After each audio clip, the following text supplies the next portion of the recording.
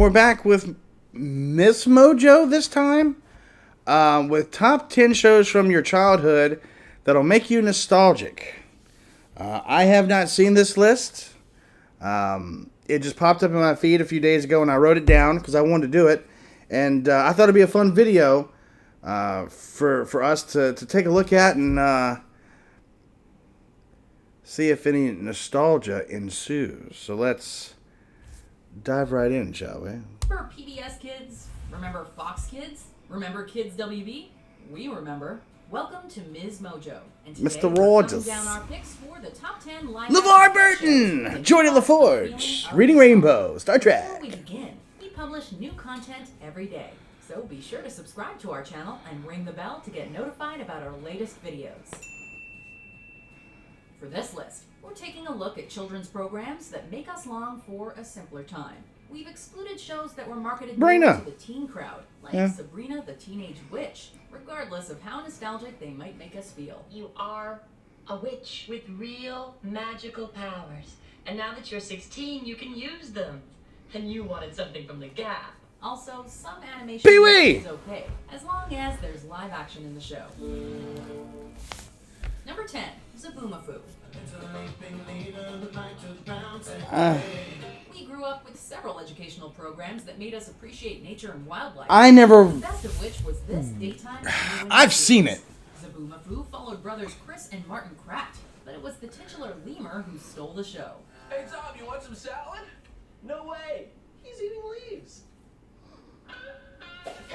I guess that's why they call it tossed salad. Brought to life through puppetry and a real-life cockerel sheephawk, Zabu was just one of the many creatures that dropped by Animal Junction.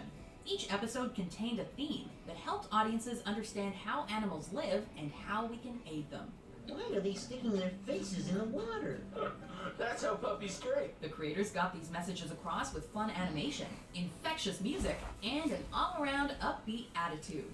Plus, how many shows actually encourage you to get off the couch and go exploring? They're going on a cool adventure and they don't know what to Where in the world is Carmen Sandiego?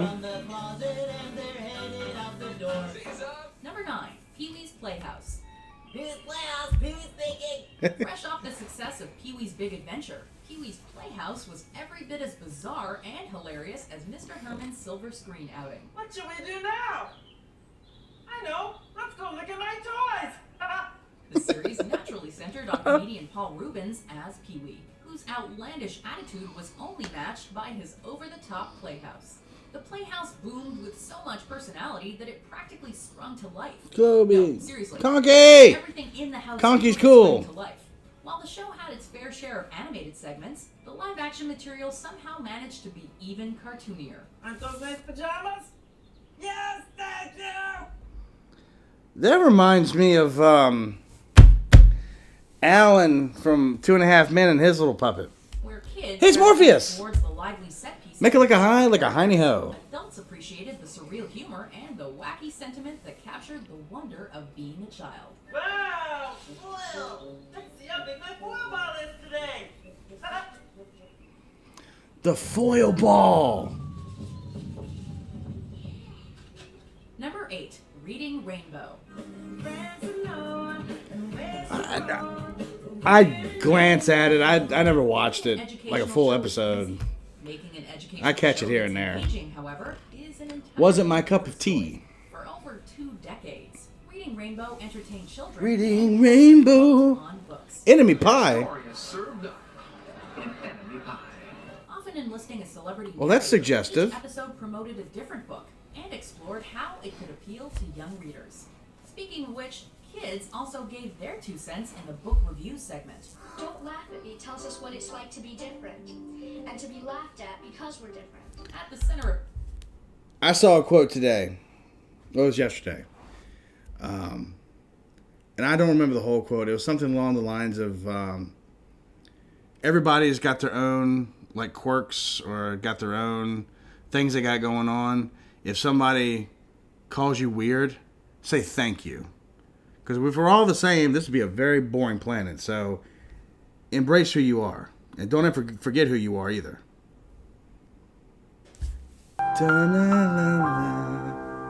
everything was Kunta Kinte himself LeVar Burton. Why the hell would you say that? Always made kids excited to read. After the show's cancellation in 2006, a 2014 revival campaign on Kickstarter accumulated $6 million. I remember that. Yeah, it's safe to say that fans still think of it fondly. Hi, I'm LeVar Burton. Number 7, Punky Brewster. No. This It series ended follows when a I was wide-eyed 2 years girl who old, gets so... ditched by her parents, looks after a canine sidekick, and eventually finds a loving home with a foster father. Think Little Orphan Annie with a 1980s twist. We got him! We got him! Excuse her. You got Slimer? Shoulder pads left me giddy too. Punky Brewster is perhaps best remembered for its quirky characters and wacky escapades. In the midst of all the shenanigans, though, the show also addressed more mature issues, like abandonment. Is that Lassard? Is that Commandant Lassard? That's the foster dad? Divorce, and what it really means to be a family. Punky, if It you is! try your hardest, you can do anything. Police Academy is great. It wasn't afraid to go dark at times. The Perils of Punky two-parter still gives us nightmares even years later. The evil spirit has magic. Big deal. Maybe it is a big deal. Of course, for every grim moment, there was something colorful to even things out. Number 6, Wishbone. I would watch... When I was in 7th and 8th grade, I went to New Life Christian Academy. And they always had Wishbone on. That and Veggie Tales. The rare occurrence when I got to watch Beast Wars, that was a good afternoon. Another show that encouraged children to pick up a book. Wishbone followed a Jack Russell Terrier with a surprisingly advanced reading level. And aren't you lucky? You can do. Well, what were you expecting? A cat? No matter what was going on, A talking cat? Wishbone and his human owners, our well-read protagonist could always find parallels within a respected work of literature. It's The Adventures of Tom Sawyer, written in 1876 by the American author Mark Twain. Alongside the contemporary story, each episode reenacted a classic tale, with Wishbone taking on a leading role. While the show was cute, funny, and whimsical, it rarely dumbed down its source material. Hello! Hello, Huckleberry Finn! Come out if you're not afraid to face Tom Sawyer the pirate! I ain't afraid of nobody or nothing. Even with a dog actor involved, it treated stories like Romeo and Juliet and Frankenstein with sophistication and respect, which in turn made young viewers want to visit their local library. After months of exhaustive research and intense preparation, Frankenstein was ready to test his creation. Number 5, Goosebumps. Yes! What are you doing? Gotcha. Should have seen your face. It was the best. Deep down, there's a part of every kid that wants to be challenged with something scary. That's why so many of us read R.L. Stein's bestseller book series and watched the Goosebumps TV show. Hell yeah. I want it off now. Take it off me. I hate this face. I hate this face. An anthology of horror, Goosebumps adapted some of Stein's most popular stories to the small screen. It was both spooky and delightful to see tales like Welcome to Dead House, A Night in Terror Tower, and The Haunted Mask brought to life. It also made us forever afraid of dummies and basements. Stay out of the basement! Creative, atmospheric, and darkly humorous, Goosebumps was easily the creepiest show kids grew up with in the 90s. No, Are You Afraid of the Dark? But more on that later. Oh boy. Number 4, Bill Nye the Science Guy. Yeah, I would watch it. In passing. Back in your school days, chances are your class got excited whenever the teacher put on a video. If the video happened to be an episode of Bill Nye the Science Guy, it was considered the ultimate jackpot. Compass is just a magnet that's free to move. Even outside of school, though, Bill Nye never failed to entertain his audience. With a background in comedy and science, Nye made the series not just educational, but also seriously fun. Now, only 3 things can stick to magnet. Iron, nickel, and cobalt. Experiencing science from this unique perspective, kids were able to learn without even realizing they were doing it.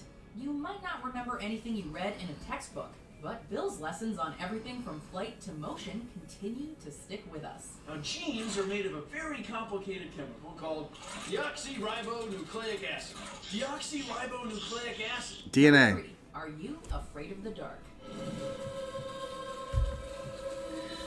This was the scary show. Goosebumps was the fun, dark The show. 90s were a relatively child-friendly time for television, with plenty of lighthearted programming made for kids. But there were still a few shows that pushed the envelope by delivering a refreshing dosage of darkness. Yep.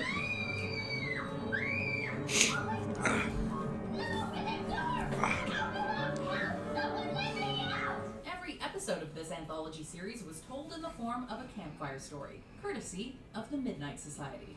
Though it revolved around a group of teenagers, Are You Afraid of the Dark is considered a children's fantasy and sci-fi series. And it sure knew how to make our kitty hearts race and spines tingle, dreaming up eerie monsters that would fuel our nightmares for weeks. Mom, kitchen just blew up.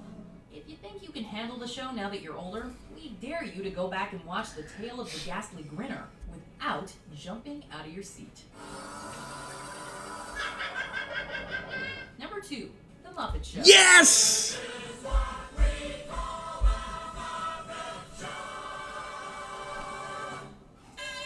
If Sesame Street shaped your preschool This came on, oh man. It was this, the Gummy Bears, Fraggle Rock, Disney Afternoons. This was back before my dad had a giant satellite dish in his front yard. When I say giant, I mean it was huge. Like, it wasn't attached, it was on a pole. He could get any TV show he wanted to from any galaxy he wanted to. Now, there was porn too. But we got Disney East Coast and West Coast, North Coast, South Coast, Disney Jupiter. Anything you can think of, there was a channel you could find.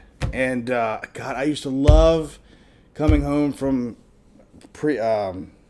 elementary school and early middle school and watching these shows, man. years, then the I'm Muppet feeling the Show nostalgia. completely defined your elementary school days. Pigs Of course, in this anime space. variety show wasn't exclusively for kids. Didn't you like my last joke? Yes, if you promise it's your last joke. Jim Henson set out to make a series that could appeal to the whole Phenomena, family, dee and dee he dee dee. succeeded with Phenomena, catchy songs, dee dee dee. inspired comedy, and Swedish Chef's my favorite. not to mention a slew of memorable celebrity guest hosts. I think Dr. Teeth is coming back. I think The show ended its run in 1981. The gang reenacted the Muppet Show theme almost 30 years later in a I never saw this 2011 movie. feature film. It's time to get things started. Sensational, inspirational, celebrational, motivational. This is what we call the... Now I watched the show, The Muppets. That was good. Grew up with Kermit the Frog. It was impossible not to get choked up with happy tears and nostalgic chills. And thank you all. Join us next time on The Muppet Show. Number 1, Mr. Rogers' Neighborhood. It's a beautiful day in this neighborhood. A beautiful day for a neighbor. Would you be mine? It's hard to believe that this childhood classic concluded Daniel Tosh. way back in 2001, a mere 2 years before Fred Rogers himself passed away. Mr. Rogers' Neighborhood had an incredible run, however, epitomizing childhood for over 30 years. Oh, sure I want to. But I'll need someone to stay with my television friend. Sporting a cardigan and a kind, gentle persona, Rogers would welcome viewers into his home and speak to them directly about various life lessons. Above all else, Rogers taught us about the power of make-believe, demonstrating how you can create so much with so little. To this day, the neighborhood trolley acts as a symbol for everything Rogers stood for, reminding us that every person is special. For that, Fred will forever be our neighbor. Let's have some make-believe. Do you agree with our picks? Check Yeah. these up. I'd agree with that. Cool.